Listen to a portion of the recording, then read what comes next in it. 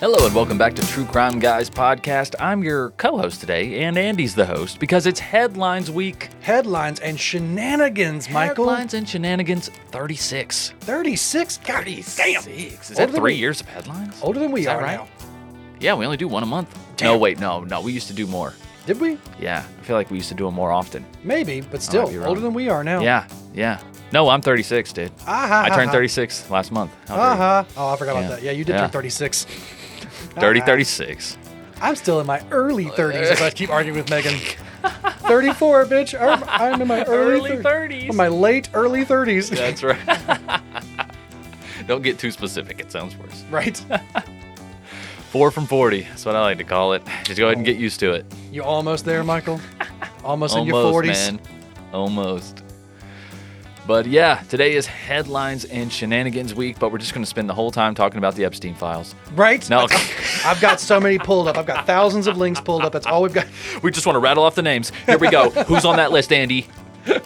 No, guys, we are going to not touch that with a 10-foot pole, as they say. No, we've got a lot of good shenanigans this week, guys. Good. We need some shenanigans to lighten things up, man. I've got one big headline that we it's almost a month old because we joked about it like the day after we recorded the last headlines. I sent Michael this story. I was like, God damn it, this should have been in the episode, but it's going in the next one. Going in the next one. Great. Are we going to start with that or? No, I'm going to start with a different one, Michael, Okay, because this one was. I'm going to start with a story that might just touch a warm spot in your heart because Okay. you tend to if I remember correctly, you loved the original story about this. Okay. You remember Catch Me If You Can? Yes, Frank Abagnale. Exactly. I remember how not too long ago it kind of got debunked that he was truly the greatest con man of all time because that book was fucking a lie. Yeah. So Lost Frank a little bit of Abagnale. respect for him. I mean, some people lost some people gained a shit ton, to be fair. Pretty cool con. Honestly, he was a con man in the end, and it's one of the greatest cons. Exactly. Like I said, you want to prove that you're the greatest con man.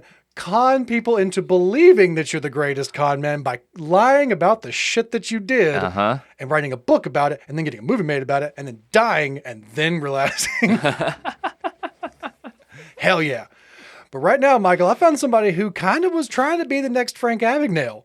Oh, okay. A former flight attendant from Toronto posed as a pilot and received hundreds of free flights, U.S. authorities have now come out and said. Nice. Right? Flights are expensive. Flights are very expensive, but Yeah. former flight attendant posed as a pilot, fucking pulling a Frank Abagnale. There we go. He just I'm gonna sit in the pilot seat. A former flight attendant accused of posing as a pilot and working airline employee fooled 3 U.S. carriers into giving him hundreds of free tickets over a span of 4 years. But precisely how is he alleged to have done it, and why the airlines wouldn't have caught it sooner has industry insiders scratching their heads. Yeah, really. Like, I mean, for real, this is post 9/11. This is Frank Abagnale did this back in the fucking 60s and 70s, man. This man, like, we're post 9/11. Right. But Dallas Pokornik, 33 of Toronto, was arrested in Panama after being indicted on wire fraud charges in federal court in Hawaii last October. Oh, wow. So this man's been fucking dipping around and flying around the world trying to going on, dude. He pleaded not guilty Tuesday following his extradition to the United States.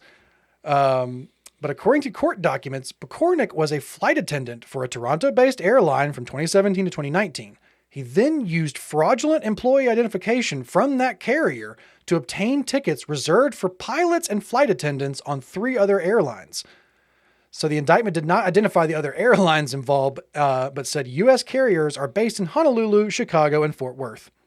So they don't want to be like, listen, it was Delta, it was Humanity. Right. They don't want to give away their security systems and shit. No, of course not. But yeah,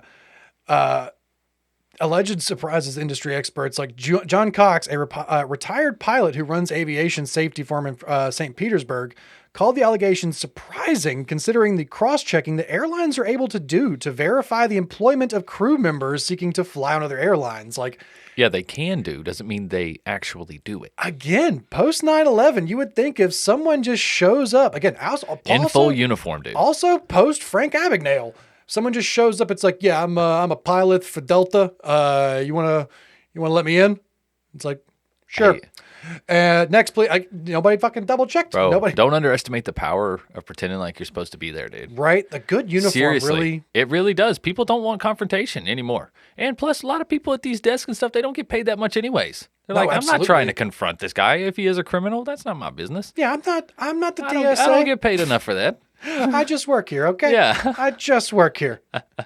Airlines generally rely on databases of active airline employees maintained on third-party websites to check whether somebody is actually an employee. And the only thing they can think of is that maybe they did not show him as no longer an employee by the airline. Consequently, when the checks were made at the gate, he showed up as a valid employee. There you go. So he still had some identification, or somehow, maybe it was fraudulent, or maybe somebody in his previous system fucked up. Yeah. But either way, this man's ID was checking out every He got time. somebody's scan card, dude. Right? Passenger airlines typically offer such free, steeply discount standby fees when they're available to their own crew members or those of other carriers, a courtesy, for most industry functions. But by getting the crew members where they need to go, employees can also use their perk for immediate families when flying for leisure. So I don't think he's actually used his though, but they don't exactly know how he got some of these clearances to get in there. Yeah. And apparently he was actually requesting to ride in the cockpit. Yeah. I'm Why sure, not? he's like, hey, I mean, mean, look, you got I mean, to be fair, if you're going to act like you're supposed to be there, you got to act like you're supposed to be there. Hey, you got to fucking fake it till you make it. And he's doing own that shit. I'm sure this man I'm picked riding up. up front. I'm a pilot, remember? I wonder how much this man picked up on in 4 years. Right. Like, I bet this man could possibly land a plane. I'm not Probably. I mean, there's autopilot, right? I mean, like autopilot. There's an autopilot button. Where do I? Okay, how's he? Just tilt it back, Okay. and it touches down. Okay, Yeah, I that's think I can do that. easy peasy. Yeah, I can do that. I seen some of those gauges over there. We're in that area. Yeah, it'll be fine. It's fucking. I've watched this 100 times. Right, a couple of lights, couple of switches. Bada boom, bada bing. Gary gave me a rundown one Yeah. time. So using the known crew member process for leisure travel is not allowed, though. Crew members can purchase discount standby tickets or request a jump seat with a standby ticket. A crew member reaches the gate normally and has to actually tell them that they have these tickets. The plane's captain must approve who rides in the cockpit jump seats, and often that's a licensed pilot. Yeah, again, it's not back in remember Airplane back in the 70s or whatever, Yeah. they're like bringing kids up into the Right. cockpits. Yeah. We don't But do I mean, that like, anymore. what kind of a douche pilot do you got to be to turn to another pilot and be like, dude, let me see your pilot license? You don't look like you got your wings. Right? Where'd you get what your kind wings? of a douche do you got to be? Nobody's doing that to each other, bro. I can't speak for pilots. I do not know. They're not. Pilots are not. They're not going to do it. Let me see your wings, bro. We see your wings. Yeah. I That's mean, how pilots talk, apparently. I got another they're another going to a pilot Red story. Sox game later. I have another pilot story this week, so very different pilot story, but still. Okay. It's unknown whether or not he actually was allowed to ride in the cockpit, but the fact that he did ask a few times, I'm sure over the 4 years he's been doing this, that man has ridden in multiple cockpits at this point. Like I said, I'm sure he can almost land a plane. Like this man was probably a wannabe Frank Abagnale. He knows the ins and outs of these things. He knows his way around a cockpit now. Very comfortable. So yeah, I'm sure like additional restrictions on who can get aboard a plane and inside a cockpit were imposed by the airlines after September 11th. Really? No like I shit. said, I'm sure after 9/11 there was a lot more steps to get through. He's not just walking in there, Right? But still, like you said, just faking it till you make it, and the pretending like you be there goes so far. It really does. You can get so far by just pretending that that you belong Tuck your there. shirt in, get a clipboard. Bro, you can go all kinds of places, dude. Wasn't it on Breaking Bad or something like that? Something like or Better Call Saul. I think it's on Better Call Saul, yeah. Get a clipboard and a walkie-talkie. You can go anywhere. You can go wherever you want. We'll go wherever you want. So, I mean, speaking of going wherever you want, I think I'm going to go ahead and segue to our next story because I feel like this guy did very little. Like this guy was very on the same, very same wavelength. Yeah. Because again, in a pilot trend, a California man stole 2 airplanes while high on meth without a pilot's license. Whoa, did he land them? Yeah, if he stole 2 of them, he landed at least one of them. Fair enough. He's like, He could have crash landed them both, honestly, and just into like water. he landed at least one of them to get to the second one. Of them. Okay. Impressive. It's like a 38-year-old California man snagged a pair of airplanes. He even flew one of them across state lines, across 2 state lines. Oh, shit. All while high on methamphetamines. This sounds like a Florida story, but again, California, step it up. Step it up, they're guys. stepping it up. Good job, guys. Step it up. Yeah. What's even weirder? No pilot's license. This man was fucking flight simming the whole time. Maybe he used to have a license. No, I don't believe No? so. Like I said, I think this Before guy he was got hooked on meth? before he got hooked on meth. Maybe He could have sold it to that other guy who was posing as a pilot. That's probably what happened Yeah, and for again, meth. this isn't a parked car stolen. An entire plane got nabbed. The FBI first got wind of the plane theft spree when a single-engine aircraft disappeared from Auburn Municipal Airport in Washington State on January 3rd. Wow. So normally airplanes have a transponder unit broadcasting their signal, like, the black box or whatever. Yeah, yeah. The transponder had been manipulated during the flight in order to conceal where the plane had been Oh, over a shit. 3-day period. Nah, man. My man's experienced. An untraceable stolen plane is a major security risk, obviously, like we talked about post 9/11. So Yeah. the FBI's Joint Terrorism Task Force began hunting for the craft. Witnesses reported it had landed in Kelso, Washington, with a couple on board, but then had flown away again. On January 6, authorities recovered the stolen plane as it was parked at an airport in Corona, California, over 1,000 miles away from originally being stolen. Dang. So yeah, this guy, no pilot license, but this guy's got skills. This guy's got the training. Knowledge, dude. Maybe he was a mechanic, Possibly. like an airplane mechanic, obviously. So at this point, the officers began staking out the airport since they were convinced they were dealing with a seasoned pilot. I am too. Even a professional airport theft team, possibly. So they staked out the municipal airport, but as the days turned into weeks, they began to suspect it was a dead end. Then on January 27th, 38-year-old Christian Estoke, or Estoke? Yeah, it's a Q. There's a Q in there. I got you. Estoke. Yeah. Rolled up to the airport. He started a different aircraft, which hadn't been registered since 2017, the FBI reported. At the time, agents concluded Estoke was in the process of stealing the plane and took him into custody. Estoke admitted to stealing the first plane, and what's wild is he does not have a pilot's license and isn't listed on either of the plane's registrations. He admitted to pilots that he was actually under the influence of methamphetamine while operating the plane. So again, meth, dude, you can do so much on meth. Meth really can be a miracle drug. Like, to be perfectly fair, I'm not advocating for it, but some people have done some fucking wild things while on meth. No doubt. No doubt. And to get meth. And to get meth, absolutely. You've done. We watched Breaking Bad. Yeah. Estoke is being prosecuted at the Los Angeles State's Attorney's Office in Los Angeles, but it has been released on bond because the judge does not think he's a flight risk, apparently. Dude. I don't either. I think he's a great pilot. I don't think he's a we flight need to throw risk. him in the school, man. Give him his wings. Right? This man Yeah. needs, if this man didn't have them already, get Come him on. clean, get him up Yeah, there in the sky. This seriously. man clearly needs to be a pilot. Or, you don't even got to get him clean, really. Like, know how much meth you could buy with a pilot's salary? I mean, and you're a better pilot. Like, once you get established, no one's ever going to know. One pilot's not going to go up to him and be like, "Hey, man, are you on meth? Let me see your pilot's license, bro." Pilot's license, bro. Let me see where'd you get your wings, bro? Where'd you get them wings, bro? But no, I don't think meth is going to make you a much better pilot. I think a little bit of meth, like Adderall. Yeah. Adderall Right. might help. Like a nice slow release Adderall, you'll be good to go, man. Yeah, I don't think smoking methamphetamine, though, is going to be the best for a pilot. I think you're going to start seeing some shit up there. Yeah. You might want to land real quick. Yeah. I got to go get the fucking... See, me wonder why we're so high? Right. We should get lower. We should get much lower. I bet this plane can fit in that tube. Right. Oh, God. It is a tube. It goes in that tunnel. Yeah. Oh, man. No. I don't think meth's going to be the best thing. No. Probably not, man. Controlled burn. All of us who take those stimulants. A controlled burn, right? A controlled burn.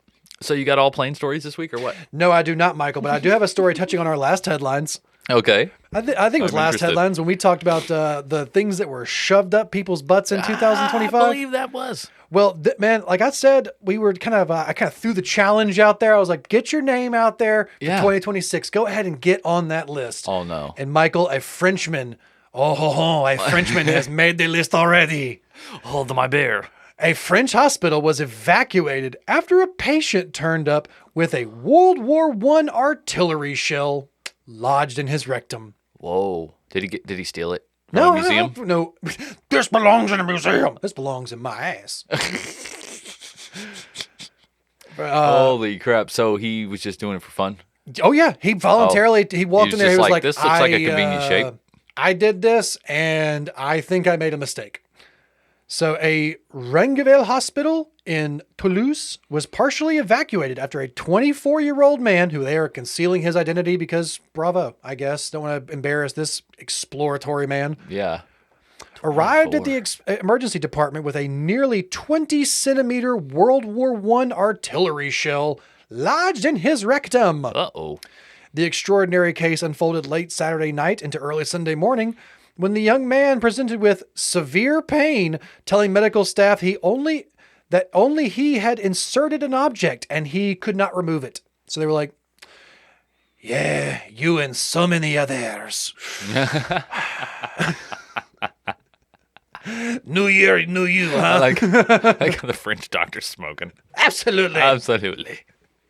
It is just tobacco. It is good for the baby. Yes. It's pure French cigarette. Initial examinations offered no hint to what doctors would soon discover, but during an operation to remove the foreign body, surgeons were stunned to find what appeared to be a First World War artillery projectile, German-made shell believed to date back to 1918, lodged in that booty hole. Ouch.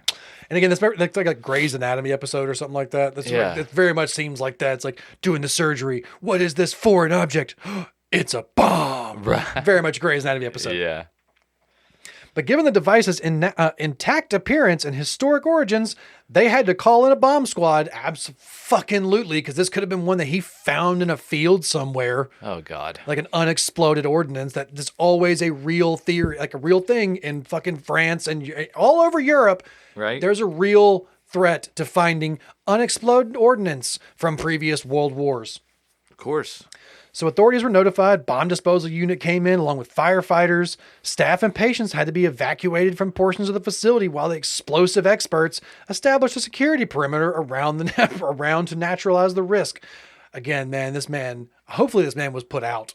It had to be under anesthesia. Man. Could you imagine? No, man. He's on like a massage table, open back gown. Right. Gave him an epidural. He's laying there. People are running all over the place. They just epiduraled him. So he's just in there like, oh, no. They didn't even do that, bro. He's got a magnet up close to his ass. There. Listen, it'll come out of here. It will come out. I guarantee it.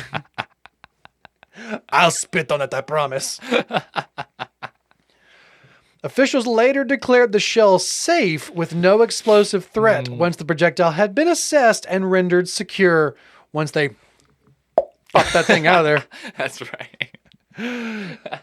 You know, some bomb expert got that thing out of there and was like, oh, son of a... Man, this is a replica. God damn it, called me out here for some bullshit. Yes. Right. Just tossed it over his shoulder. Hand sanitizer. Throws it at one of his buddies. Hey, check this out. French authorities said the man told doctors he had inserted the shell himself, though details about how he acquired the nearly century-old munitions have not been disclosed. So again, I don't know if this was a fucking wild one that he found somewhere, or if this was a replica shell that he got from like some museum somewhere. Nah. But either way, probably like a family heirloom or something. Maybe. Either way, the explosive had been removed from it. Yeah. So they are examining potential violations of weapons legislations related to the possession of handling of military ordnance. Again, not even the first time this has happened, because in 2022, an 88-year-old man arrived in hospital in Toulon with a similar World War I ordnance lodged internally, prompting evacuations and bomb squad involvement before being removed. Whoa. 88-year-old man, dude. Dude. Slipped and fell on it. Slipped and fell on it. Listen. You get into those golden years, try new things. Try new things. Don't go out being yourself. You know what? Hey, you're not dead yet. You're not dead yet. That's right. I mean, you will die if you do it. I mean, a very similar way you might die if you do the wrong way. We've seen so many people who have slipped and fallen and it has not gone well. No. But speaking of death, Michael, this is the story we talked about Somebody in the story may have slipped and fell. I don't know. Yeah. I don't have a really good segue for this. We were talking Okay, about, it's fine. We'll slide right into it. Last month, the Ed Gein thing was much more topical. Yeah. Not really anymore. But we might be finding a very similar Ed Gein type situation now. Oh, that's Because this is what kind of we talked about news. last month when this story broke. But in Pennsylvania, over 100 human skulls were found at the home of a man accused of desecrating multiple cemeteries. I heard about this guy, man. What's his deal? Any more information to come out other than he just collects a lot of bones? Authorities found the remains in Jonathan Gerlach's basement after he was seen leaving a cemetery with a bag containing remains, according to officials and police documents. Jonathan. Gerlach. Gerlach, you freaking freak. A Pennsylvania man accused of desecrating a historic cemetery was charged with hundreds of counts after authorities discovered a horror movie come to life inside his home, officials say. Mm-hmm. More than 100 skulls, as well as numerous long bones, mummified feet, decomposing torsos, and other remains were found Wednesday in the home of Jonathan Gerlach, 34, according to a probable cause affidavit. This is a lovely room of death. This is a fucking horrifying room of death. No. Like I said, this is very much like a modern day Ed Gein type situation. This man had more than just skulls. He had more than just some bones. This man was getting torsos and feet and legs. And they were all ages too. Yes. That's kind of the most disturbing part about it. The remains were found in his basement, according to the Delaware County District Attorney. 8 additional sets of human remains were found at Gerlach's storage locker, he also said. Very simply, detectives have recovered an awful lot of bones at this point, and we are still trying to piece together who they are, where they are from, and how many we are actually looking at. It's going to be quite some time before we have a final answer. Mm-hmm. It's unclear what Gerlach is alleged to have been doing with the remains, the detective added. Or I think this is the district attorney, noting that some of them have been hundreds of years old, the bones that they've been recovering. Another set of remains was found with a pacemaker still attached, he said. That's what I'm wondering. I'm like, is this guy just like a grave robber or is he a serial killer? They're making him out like he's a serial killer, but there's no evidence of that. Some of these bones are like way older than he is. I mean, very much. This guy could be just a very sick grave robber who is just obsessed with death. That's what I think. I think he's just going to the graveyard and collecting bones for whatever reason. Because the fact, like people were the district attorney said, I grieve for those who are upset by this, who are going through it, who are trying to figure out if it is in fact their loved one or their child, because we found remains that we believe to be months-old infants among those have been collected. Mm-hmm. So like Michael kind of alluded to, he was collecting bones of all ages. So he was going to fresh graves, new ones of like, this man wasn't just going to the old mausoleums. I mean, he could just look and see how old they are, you know. Mm-hmm. Accidents happen. Yes. Kids die too, so. But he was arrested Tuesday, leaving the Mount Moira cemetery that stretches from Philadelphia into the nearby borough of Yeadon, according to the probable cause affidavit. He was charged with 300 counts of theft, receiving stolen property, and abuse of a corpse. Yeah, it's fucked up either way. He was charged with 12 more counts of criminal mischief, burglary, intentional desecration of a venerated object, and other crimes. He's being held in lieu of $1 million cash bond, Rouse said. And court records do not list an attorney who would speak on his behalf. But he admitted to stealing. He did admit to stealing roughly 30 sets of human remains from the Mount Moira cemetery. So he's got at least 30 different sets. So they're talking. Again, they do have to consider: are all of these remains from graves? Exactly. That's what they have to be start the hard going part through. Exactly. About it. Yeah. Because again, we have like an Ed Gein type situation where Ed was stealing from graves to get in some of his materials, right? But Ed also killed some people. So has this guy's obsession crossed that line yet? This is gonna be a very long investigation to figuring out who all these remains belong to. Yes. Do they actually come from this cemetery? Do they actually come from somebody that was already buried, or somebody who's been missing? Maybe. Yeah. No, it's weird. Don't get me wrong. Like, it's disturbing nonetheless, and this guy's got to be investigated. Mm-hmm. Absolutely. because according to records from November 7th to Tuesday the 26th, underground vaults and mausoleums at the cemetery were broken into or damaged. 25 of those sites are more than a century old, according to the affidavit. Oh. So after investigators identified Gerlach as a suspect in the break-ins, they conducted surveillance of the cemetery and observed him leaving the area carrying a burlap bag. That's crazy. Inside the bag were the mummified remains of 2 small children, 3 skulls, and some other bones. Investigators found the remains at Gerlach's home roughly 70 miles away on Wednesday, according to the affidavit. So yeah, he when they caught him, he already had the mummified remains of 2 small children, which is just So he's breaking into the mausoleums. I wonder if he used to work there. I don't know. You know what I mean? I wonder if he used to work for the for the graveyard, or maybe for the local city that took care of the graveyard. I don't think so. No. The cemetery hasn't said that he they just lives claimed near him.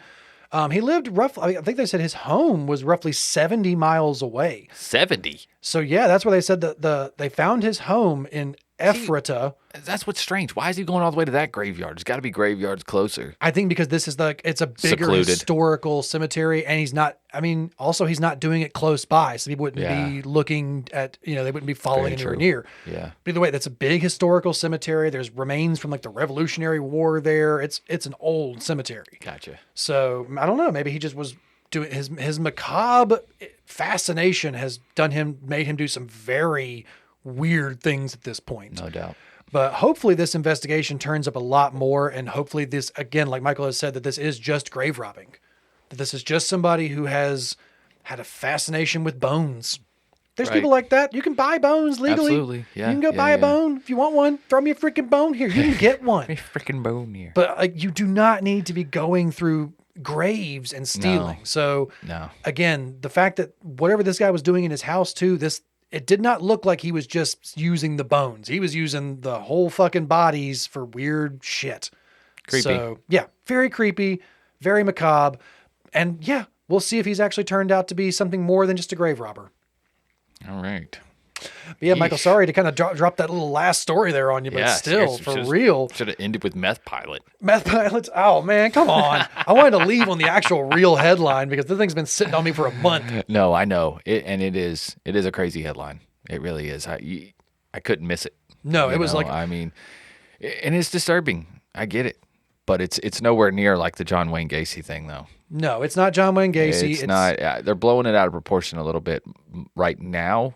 Now, if it comes out that more than half the remains are people who disappeared, then holy shit. Okay, Yeah. never mind. Or even if just a couple know, of them are. Like I said, then you come into an Ed Gein type situation where he's not killing dozens of people, but he's killed This multiple guy's people. pretty young too, huh? How old is he? 24?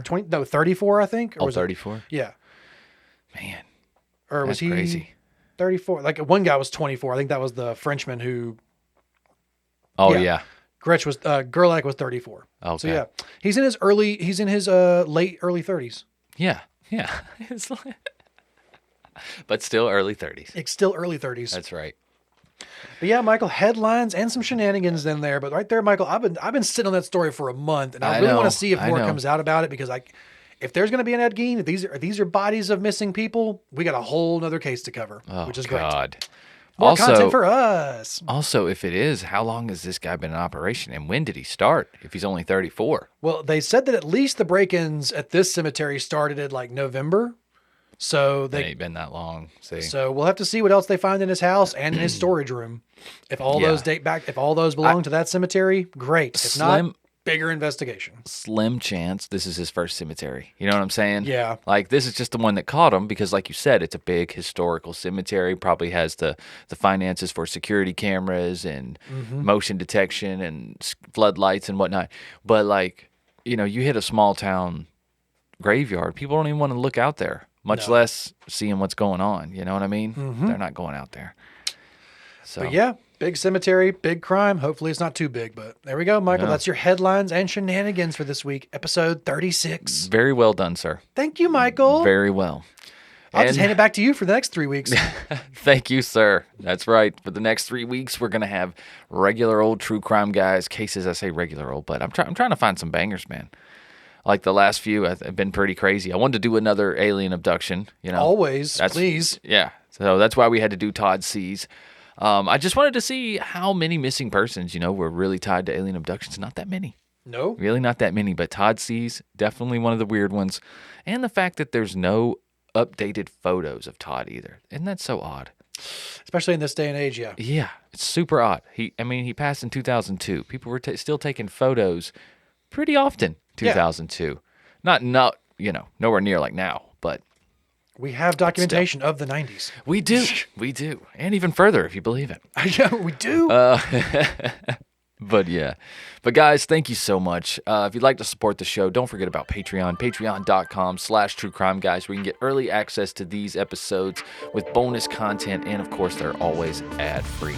And that's just $3 a month, guys. It's the best way to support the show.